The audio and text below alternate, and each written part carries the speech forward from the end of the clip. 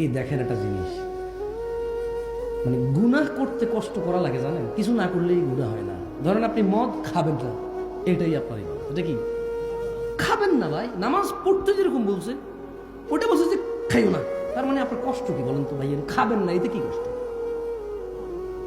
তো তাইলে আমরা তো খাচ্ছি, আমরা তো খাচ্ছি। এই যে ছেলেগুলো 5-10টা মেয়েকে দেখে এইভাবে ওভাবে, কখন রাতের 11টা বাজে কারে বাইর করবে, কখন মোবাইলে কারে ন্যাংটা করে বসে বসে ছবি দেখবে, খালি এই ধান্দা, এই ফিকিরে ঘুরে। ও ভাই, তোমার শরীরে যতটুক যৌবন আছে না, ওটুকুই আল্লাহ যতটুক দিছে যৌবন, ওটুকুই। এবার কি আরেকজনের মেয়ের ইজ্জত নষ্ট করে ভোগা ভাগা দিয়ে ওর সাথে এই যৌবন কাটাবা, নাকি বিয়ে করে বিবাহিত স্ত্রীর সাথে কাটাবা? একটুকুই যৌবন, বুঝছো? যেরকম তোমার কাছে 100 টাকা থাকলে 10 টাকা খরচ করে ফেলে, আর কত থাকে? ধরেন এক লোকের কাছে 100 টাকা আছে, কত আছে? 5 টাকার মদ খেলো, কি খেলো? 5 টাকার গাঁজা খেলো, কি খেলো? গাঁজা। 5 টাকা দিয়ে তারপরে 5 টাকা দিয়ে সে মুত খেলো, কি খেলো? 5 টাকায় ঘু খেলো, কি খেলো? 5 টাকা ছিঁড়ে ফেলে দিছে।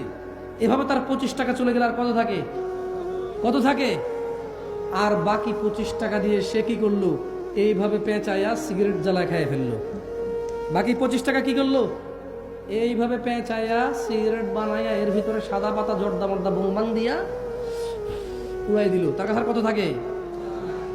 এবার যদি এই 50 টাকার নোট ভূগোলের নিচে নিয়ে যদি দৌড়াদৌড়ি করে, এটা 100 টাকা হবে? বালিশের নিচে রেখে 100 হবে?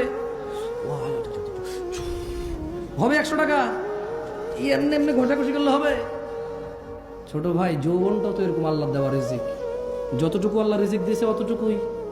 এখন আজে বাজে কাজে নষ্ট করবা, আজে বাজে কাজে নষ্ট করবা, পরে তোমার স্ত্রী বঞ্চিত হবে, ওখানে তুমি লাঞ্ছিত হবা, ওখানে তুমি কথা বলার জন্য তোমার অতটুকু তোমার সৎসাহস থাকবে না, তোমার বউ তোমার উপরে চিল্লাবে, কারণ তুমি তোমার রিজিক আগেই নষ্ট করে বসে আছো। এরপরে রসুনের কুশ বগলের নিচে দিয়ে হাঁটা লাভ হবে না। বুঝে আসছে? রিজিককে সম্মান করো।